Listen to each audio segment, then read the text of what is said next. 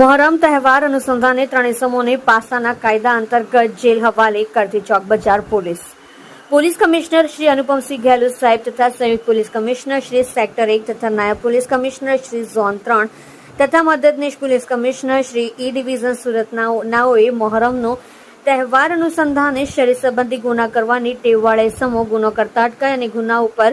અંકુશ રહે તે સારું શરીર સંબંધી તેમજ મિલકત સંબંધી ગુનાઓમાં પકડાયેલ ઇસમો વિરુદ્ધ પાસા દરખાસ્ત કરવા સૂચના કરેલ હોય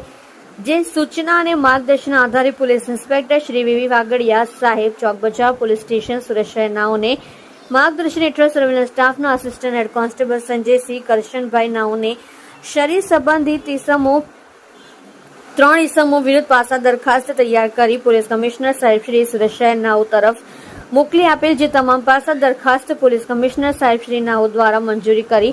પાસા હુકમ કરતા કુલ 3 માથાભારે તેમજ ભયજનક ઇસમોને પાસા હુકમની બજવણી કરી 2 ઇસમોને અમદાવાદ જેલ તેમજ 1 ઇસમને રાજકોટ જેલ ખાતે મોકલી આપી પ્રશંસનીય કામગીરી કરેલ છે. પાસા અટકાયત કરેલ ઇસમોની વિગત. કૃણાલ વિઠ્ઠલભાઈ વડવાલે ઉંમર વર્ષ 28 રહેઠાણ ઘર નંબર 212 લક્ષ્મીનગર સોસાયટી વેડ રોડ સુરત શહેર. વીરપ્પન સુભાષભાઈ રાજભર ઉંમર વર્ષ 20 રહેઠાણ ઘર નંબર 207 રહેમતનગર સોસાયટી વેડ રોડ સુરત શહેર.